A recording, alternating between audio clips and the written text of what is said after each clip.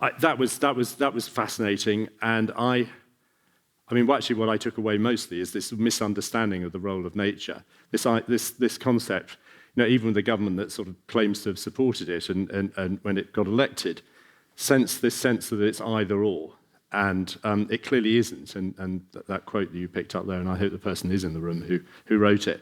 There is no either or about this. We need to be building with nature. We need to grow with nature. And the misunderstanding of newts and bats and the 1% and 3%, I mean, I didn't know that. It's a really useful fact that I shall be banding around. So thank you very much.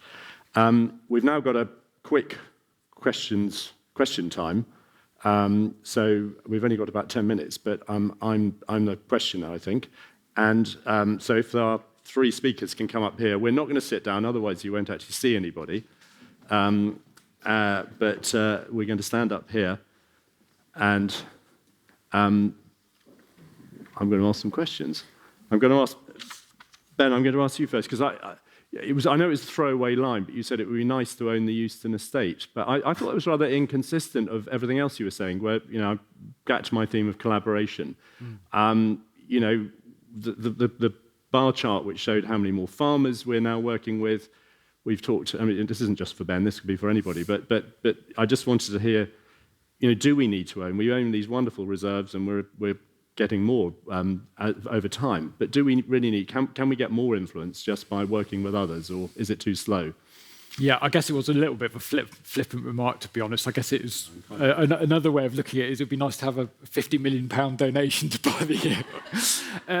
No, I mean, but you're right. I mean, the role of, where we've worked in terms of our nature reserves, we have 50 nature reserves, but in the course of the last few years, we're probably buying, where we're making our purchase, we're either adding buffers to our current nature reserve network, or we are buying new reserves at scale. The days of buying small reserves are probably gone, or taking on small sites, and it's because we need to work at scale. So, the Marchesham Wells, the Whirlinghams, you're looking at 80 to 100 hectares. You've got to work at that scale, and really that was my point. It's scale effect. But you're right. It's for us to sort of reverse wildlife decline, and the research. I think Alice mentioned 30 by 30. The research suggests that 30% of the UK's land needs to be well managed by nature for us to reverse biodiversity decline. And it's just going to be impossible for us to do that ourselves on our nature reserves. I mean, we own 0.8% of Suffolk. And then if you add in National Trust, RSPB, it comes up to about 3%.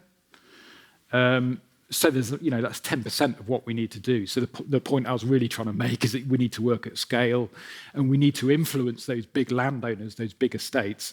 And actually, that's a real challenge, I think, because a lot of those big estates, they're massive farming businesses, and a lot of the sort of the work that we're able to connect with small family farms quite well, where the business models are a little bit more hand to mouth, for want of a better word.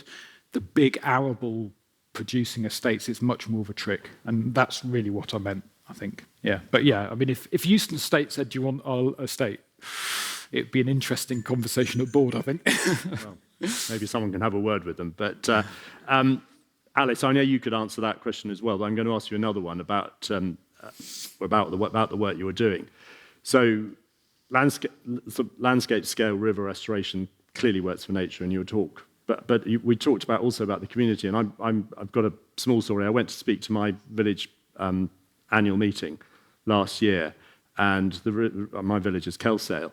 The River Fromus hadn't flooded for a while. It had flooded, I think, 3 times before the end of the autumn, 2 winter, but that very wet winter we had 2 years.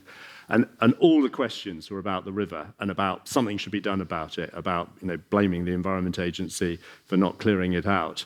So, tell us about what river restoration, what it means for the wider community as well as for nature.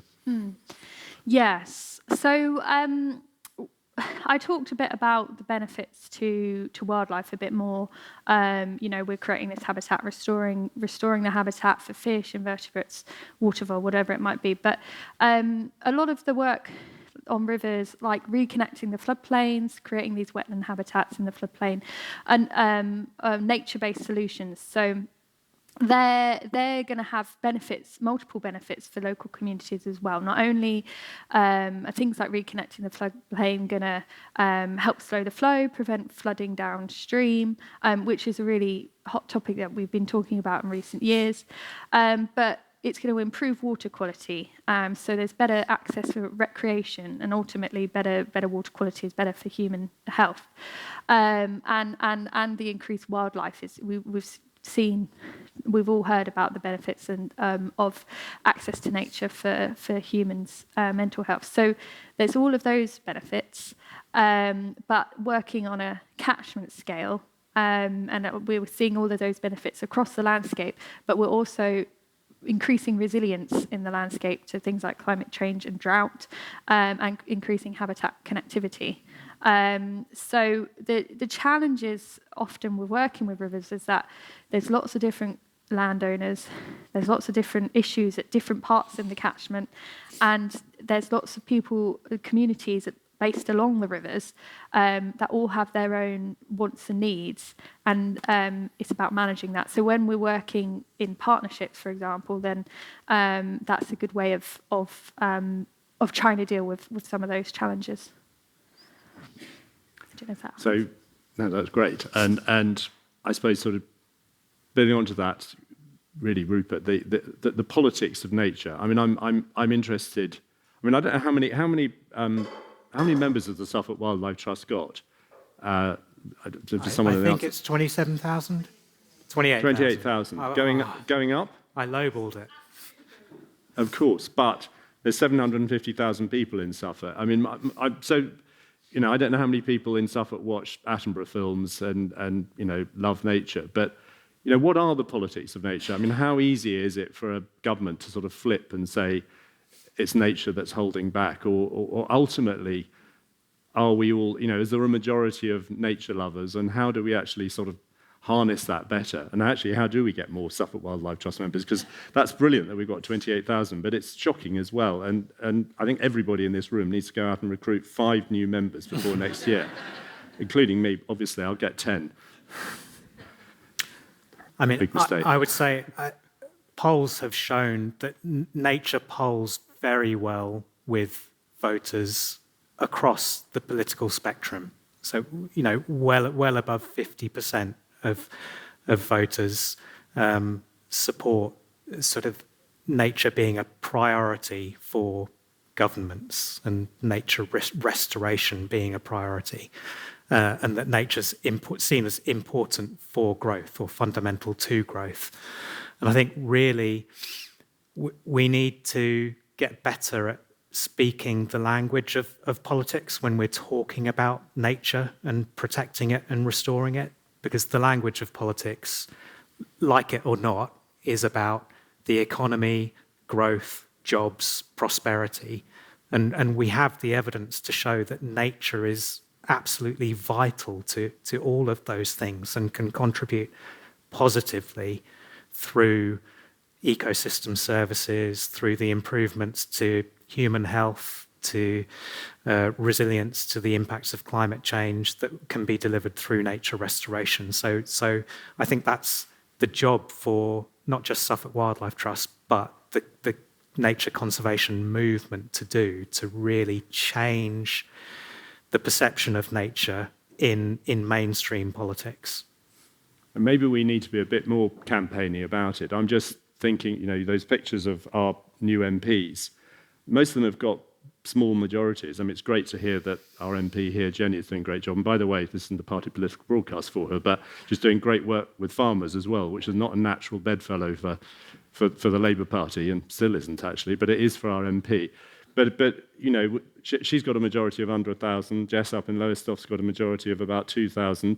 I don't know, can't reel off all the others. But back to our membership, if we could go out and recruit a few more people, that probably is the swing in each of these constituencies now, and politics is probably going that way with fragmented political systems. So maybe we do need to get a bit more campaigny about it. Just to add to that, yeah. Willie, I mean, I totally agree, and it's something that we want to develop more. And I think, in the last few years, under Rupert's sort of leadership, we've massively, as you can see, we've massively expanded our political advocacy. But I agree, we need a bit more campaigniness. And I think that's really important for us. If we're going to reverse wildlife decline, we need to do that.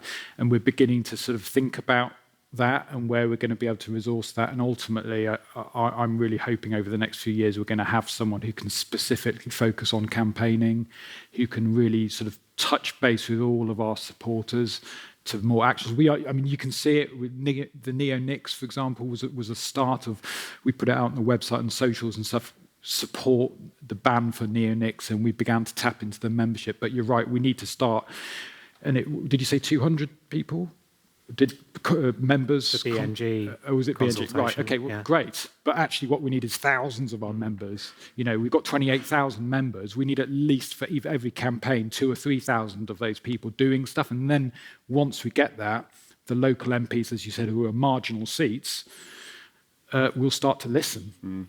So I agree, we do need to get increase our voice. Is that it? Well... that is it. There's call to action from Ben, but that feels like that started a conversation beautifully for us, William, that can go into the coffee break, and your chance to then follow up with Ben and Alice and Rupert, and indeed with William. Keep the conversation going over coffee. We'll aim to be back at about 1:45 so that we can stay on track. But it feels like you've given us so much to start talking about, to be thinking about. And shall we just say thank you once more? Thank you.